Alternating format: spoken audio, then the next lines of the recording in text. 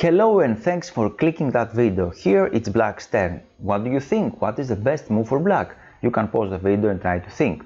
So let's go from the first moves, and here I'm going to explain how to play the Benko Gambit. What is the Benko Gambit? After the move d4, Black can reply knight to f6, and now we have c4, and here we have the introduction to Benko Gambit. The first pawn sacrifice is c5. What is the idea behind it? First of all, White cannot capture the pawn immediately because after d takes c5, this is not very good move. Black have plenty of ways to capture that pawn back. For example, he can do it directly with this move queen a5. This is double attack against the king and c5 pawn, so he can take the pawn immediately back like this. This is one way. We have another way. We can put the knight on a6, stopping that move b4, and in the same time he is attacking the pawn on c5. So we're going to capture that pawn back. And here White don't have a lot of opportunities actually to protect the pawn. Such moves are not good because here we can play something like knight to g4. We're threatening to double the pawns here. We are threatening the pawn again.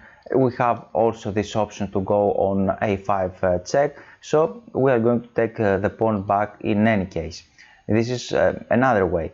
Another way, a different way to capture the pawn is the move e6, because now we're threatening the pawn directly again, and after, for example, we can capture immediately this. I'm going to prepare some lessons, and one player played b4, so we are going to take the pawn back in any case. I'm going to explain during the lessons again how to take the pawn, but the most direct approach and the most simple one is to capture the pawn immediately with the queen. So this is the first thing. So White should play something like that, d5, try to control the center, to keep more space, and after that he would like to occupy the center like this, knight c3, e4. This is the idea. And now comes the second pawn sacrifice. We are sacrificing a pawn again.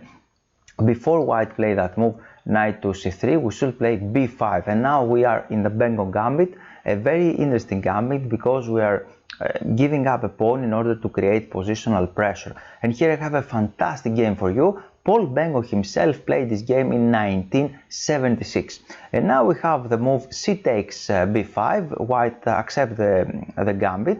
Of course, during the lessons I'm going to explain everything, if White accept the gambit or not. And of course, don't forget that you can go on my website and read the detailed article. The article is already there, and you can invest a little more time to get some ideas. Now we have a6. This is Black's idea. We are going to sacrifice the pawn. We don't care to capture that pawn immediately.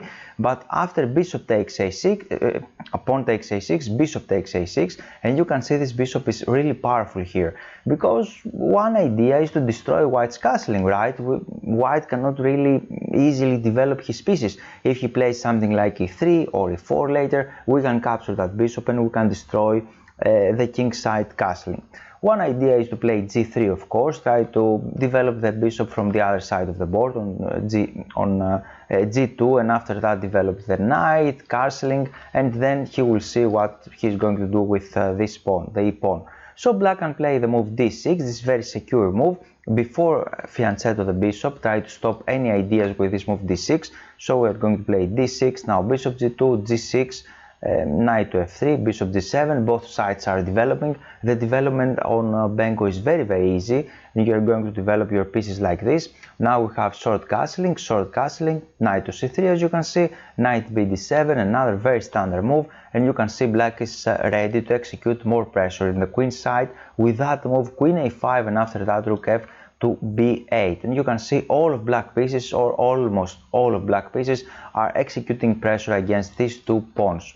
White played this move rook e1, very logical move, because White's plan is to push the pawn forward on e4 and e5, so we have queen to b6. Okay, this is another move, of course. Queen a5 or queen b6 are very standard moves.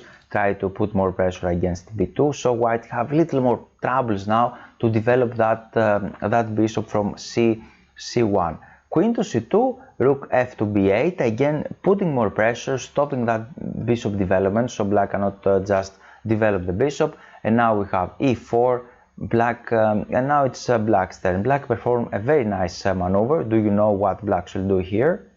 And the best move is to go on g4, and the idea is to exchange one of the knights there, and after that the knight from e5 can jump forward to c4, executing more pressure against b2. You can see Benko Gambit is very easy. You can play like that and you can destroy your opponents. It's one system that I use it a lot and helped me to increase my rating. Not only that, but also it helped me to understand other more complicated lines like Benoni or King's Indian defense, because if you don't know Benko and the basic ideas here, how to play King's Indian defense, because it's more complicated opening, right? So you need some ideas, and the setup is approximately equal, or like Benoni. If you know what is Benoni, you can see that we have a very similar pawn structure there, and the bishop is here on g7. It's very similar to Benoni.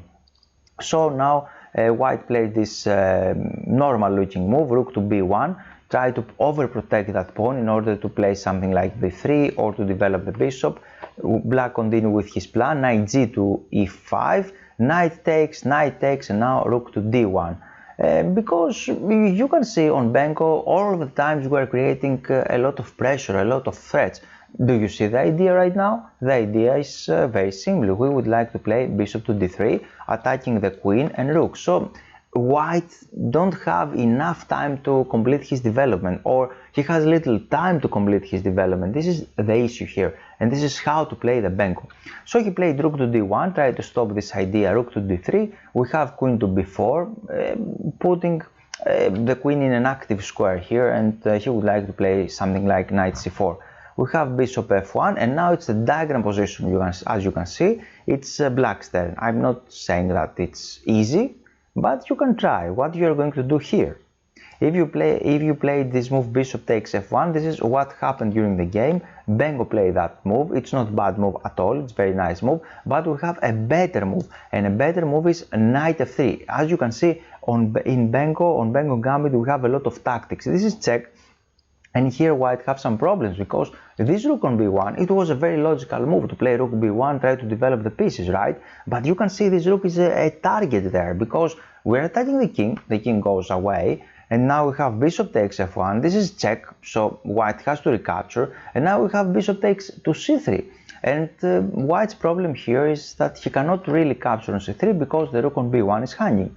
For that reason, he should capture on f3 the knight with the king, and now we have rook takes a2. And you can see this amazing idea how black use the tactics, and now again white cannot capture the bishop because this rook is hanging. We pin that b pawn. We pin that pawn again because the queen is here. White's king is not safe. We have equal material, and black's position is clearly better here, right? No one can argue against it. But it didn't happen during the game. He just captured on f1. This is also a nice move. King takes f1, knight c4, increasing the pressure, and you can see now all of black pieces are extremely active.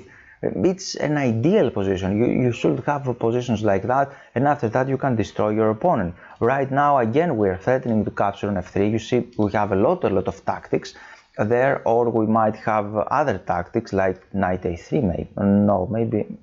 Knight a3, it's also possible. We have a lot of ideas. And now he played rook d3, a logical move to overprotect that knight. Now it's black's turn, and again, boom, bishop takes to c3, queen takes here, and rook takes a2. So black managed to get back the material. As you can see, the material is equal right now, but black has this amazing pressure. White don't have time to do something against our king side, because all of the times you can play something like f6 or knight e5, and it's extremely difficult. The game continued. Queen takes b4. Of course we can exchange queens here. Queen takes b4, rook takes b4, b3. Try to save that pawn finally, but this pawn is weak, right?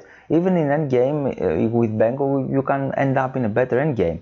Now we have knight f3, knight a3, bishop takes, rook takes, executing a lot of pressure here, and after rook e3 we have another very typical move. You can pause the video again because we have a very typical move, very nice move here, and black can play this move c4. This is very nice move because this pawn is pinned, this rook is unprotected, and after king to e2 the game continued like that. We have a check here, king e1. He played this move rook c2. The king is locked out now. The king cannot go towards to the rook because this pawn is hanging. The pawn cannot capture on c4 because this rook is unprotected, and you can see black's position is amazing, right? He played h4, h5. The game didn't end for many moves, so now black tried to activate the king, put the king in the center of the board, king g2, king e8, rook a1, finally try to do something, because you can understand the situation, right? If you don't do anything at all, black king can't go here,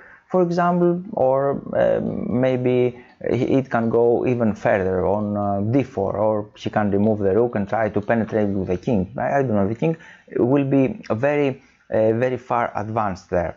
And now he played that in order to try to do something with the rook, to activate the rook, but of course black is a pawn up. He gave a check here, king to d7, another check, and finally rook c7. Now white's position is losing actually. We have this one, b2, rook b1, and the final move, the final typical move is rook to c1. And now white player resign. For example, he can play something like that, rook e1, to overprotect that rook, and black should choose now. Of course, he can capture either rook in right or left, but he should not capture that one. He should remove the blockator from b1. For that reason, he has to capture here, rook takes e1, and he can create a new queen. So now it's totally clear that black is winning. I hope you enjoyed that one. You're very welcome to click the thumbs up button. Don't forget to visit my website and read the detailed articles, and see you soon.